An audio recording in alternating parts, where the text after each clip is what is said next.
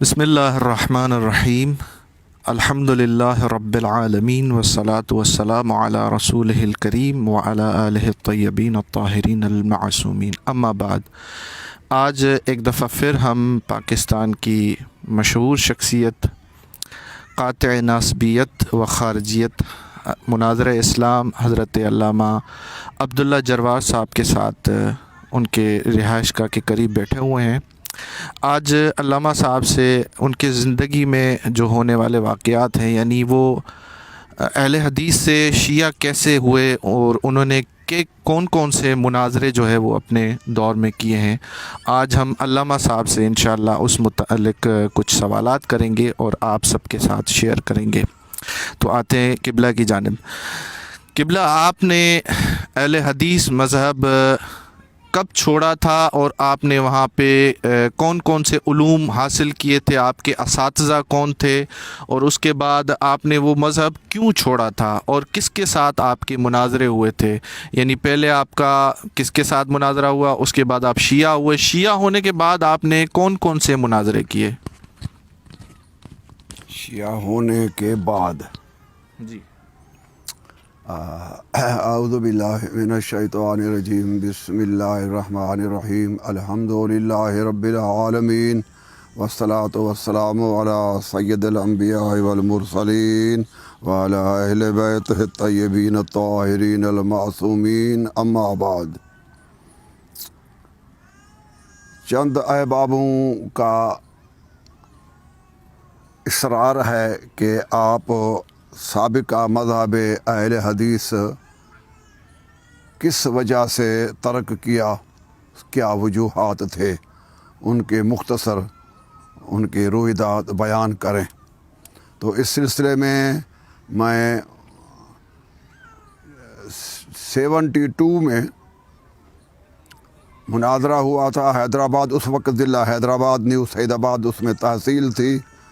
ہمارے استاد علامہ سید پیر سید محمد بدیع الدین شاہ صاحب علم السادس، چھٹویں جھنڈے کے، اپنے خاندانی موروثی میں سے چھٹویں جھنڈے کے وہ صاحب علم تھے۔ انہوں کا مدرسہ جامع رشاد محمدیہ نیو سعید آباد میں تھا۔ مجھے انہوں نے 4 سال علوم الحدیث پڑھایا۔ علوم الحدیث میں متون حدیث، شروع حدیث، رجال حدیث، علل حدیث یہ اور اصول حدیث، ان 5 علوموں پر مہارت حاصل کرنے کے بعد میں نے 4 سال پیر صاحب کے ہاں علم الحدیث کے ان فنونوں کا تجزیہ، تعلیم، تدریس، تبلیغ کرتا رہا۔ تو اس وقت میں ثانی مدرس تھا پیر صاحب پیر بدیع الدین شاہ، محدث دیار سندھ، اور بلکہ وہ تو قریب جب وفات ہوئی تو پورے پاکستان کے اہل حدیث کے امام تھے۔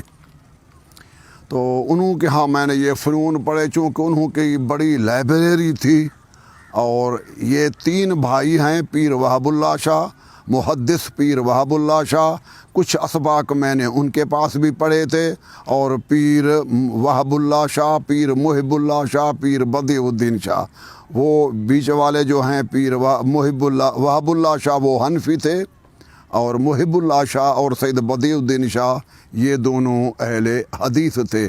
تو ان دونوں اہل حدیثوں کے پاس میں نے عظیم لائبریری جو انہوں کی تھی، میں وہ اپنے قلمی نسخے جو اب تک اس وقت جو شائع نہ ہوئی تھیں، یعنی زیر اتباعت سے آراستہ نہ ہو کر آئی تھیں، قلمی نسخے ان کے لائبریریوں میں موجود تھے۔ میں نے رجال اور اصول حدیث میں نے ان کی کتابوں کا قلمی نسخوں کو میں نے اپنے ہاتھ سے وہ نسخے میں نے اپنے مسودہ اپنی بیاض میں جمع کیے۔ 4 سال تک میں پڑھاتا رہا۔ پیر صاحب کے 2 بیٹوں کا میں استاد بھی ہوں۔ سید حاکم علی شاہ پیر صاحب کے چھوٹے بیٹے ہیں، میں ان کا بھی استاد ہوں، اور سید دادن شاہ وہ بھی پیر صاحب استاد پیر بدیع الدین شاہ راشدی صاحب المسادس کے بیٹے ہیں. میں ان کو سنن ابو داؤد اور سنن ترمذی کا درس پڑھایا کرتا تھا. تو اس دوران تو میں نیو سعید آباد میں ایک مسجد میں جو اہل حدیث کی مسجد تھی، مجھے پیر صاحب نے ادھر پیش نماز کر رکھا. جمعہ کا خطبہ بھی میں دیتا تھا. تو میں جمعہ کے خطبوں میں شیعہ مذہب کو بہت کوستا تھا، بہت ان پہ میں برستا تھا، بہت میں شیعوں پر جرح کرتا تھا. تو ادھر کے جو بلوچ تھے کھوسا برادری کے، وہ میرے ملنے آئے کہ آپ جروار ہیں، بلوچ ہیں، ہم بلوچ ایک ہیں، آپ ہم کو کیوں کافر کہتے ہیں؟ میں نے کہا آپ دشمن اہل بیت ہیں. تو انہوں نے کہا کہ ایسے نہیں ہونا چاہیے. میں کہ قومیت مذہب میں نہیں چلتی، قومیت کی بات دوسرے نمبر پہ ہے، پہلے بات اسلام اور مسلمان کی ہے. اگر تم حق پر ہو تو کوئی عالم میرے مقابلے میں لاؤ. تو انہوں نے 1 مہینے میں پورے سندھ میں تو کوئی مقابل میرے نہیں ملا. پنجاب کے ضلع گوجرا میں مولوی مناظر اسلام علامہ محمد اسماعیل سابق دیوبندی کو میرے مناظرے میں لائے. پہلے عشرہ محرم تھا، علامہ مناظر اسلام نے ادھر پڑھا. عشرہ محرم میں ہمیں دعوت دی گئی کہ آپ بھی رات کو سماعت کرنے کے لیے آئیں. میں تقریباً 10 طلباء ساتھ لے جایا کرتا تھا، اور 5 جماعتیں جو میرے پیچھے نماز پڑھتے تھے وہ بھی ساتھ چلتے تھے. 10 سے 12 تک مناظر اسلام تبلیغ کرتے. سارا رخ خطاب جو ہے وہ میرے طرف تھا. ان کو بتایا گیا تو پیر صاحب کے صوبے سندھ کا جو بڑا عالم ہے وہ یہی ہے، آپ کتابوں کا رخ اس طرف کریں جہاں وہ کھڑے ہیں. تو میں نے 10 راتوں کو سماعت کیا، اور علامہ مناظر اسلام محمد اسماعیل دیوبندی صاحب نے جو بھی مذہب شیعہ کا ثبوت پیش کیا سب ہم اہل سنت و اہل حدیث کے کتابوں سے دکھلایا، کتاب کو کھول کر کے بیان کیا. میں چونکہ علم کا پیاسا تھا، 4 مذاہب میں پہلے چھوڑ بھی آیا تھا عدم دلیل کے لیے کہ ان کا کوئی وجود ثبوت شرعی طور پر نہیں تھا. لہذا ان 4 مذہبوں 3 مذہبوں کو چھوڑ کے اب اہل حدیث کے آخری مذہب میں ٹاپک پر کھڑا تھا. تو میں نے انہوں کو دکھایا. تو اس وقت جو دلائل بھی جتنے تھے، میں اس وقت نازاں تھا، فرحاں تھا کہ مذہب اہل حدیث جو ہے اس سے زیادہ کوئی اور مذہب نہیں ہوگا.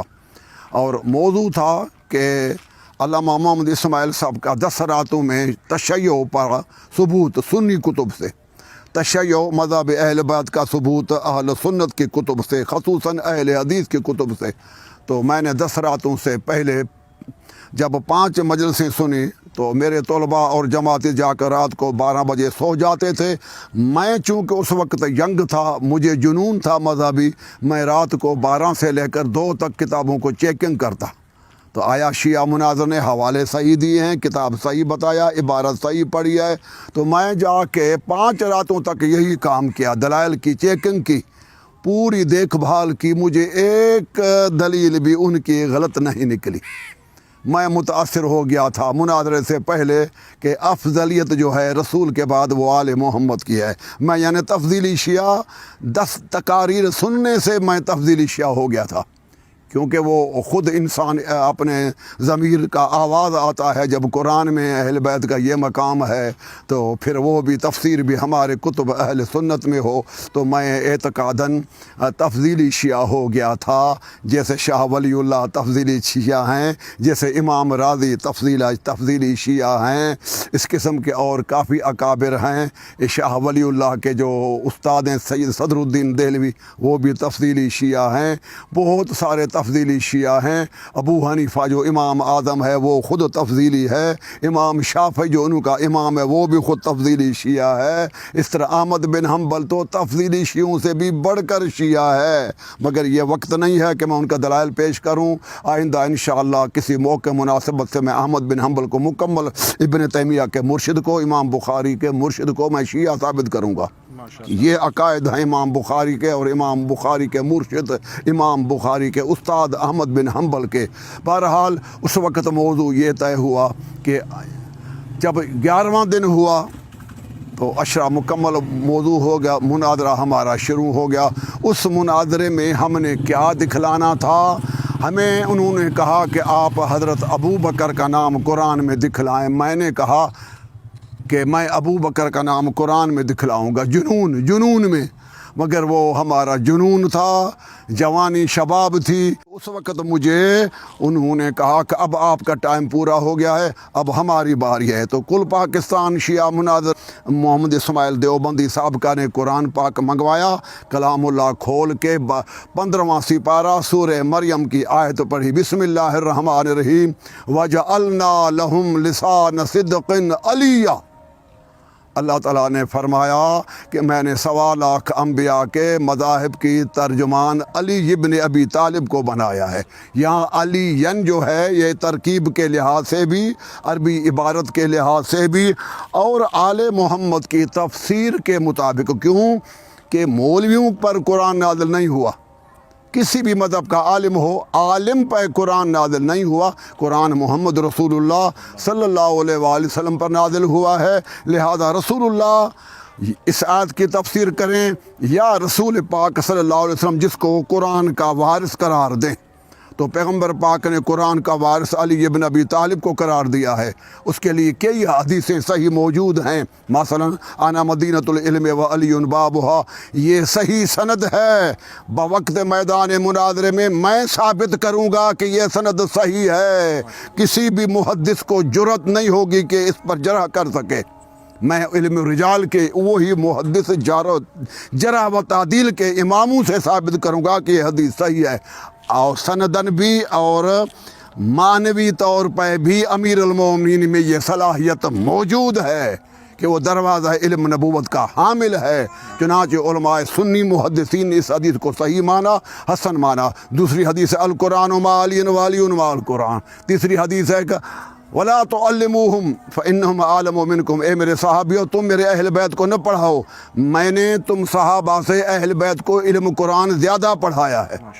تو اس قسم کے احادیث میں وہ ثابت تھا. تو علی علیہ السلام جب آل محمد ہیں تو ان کا علم رسول پاک سے منتقل ہو کے علی ابن ابی طالب کے پاس قرآن کا علم آتا ہے. تو اب ہم رسول جو چھوڑ گئے تو وہ بھی 2 چیزیں چھوڑ گئے. حدیث ثقلین میں قرآن و اہل بیت، قرآن و اہل بیت کو رسول چھوڑ گئے. ہم صحابہ سے ترجمہ نہیں پوچھیں گے، یا رسول اللہ سے پوچھیں گے یا علی ابن ابی طالب سے پوچھیں گے.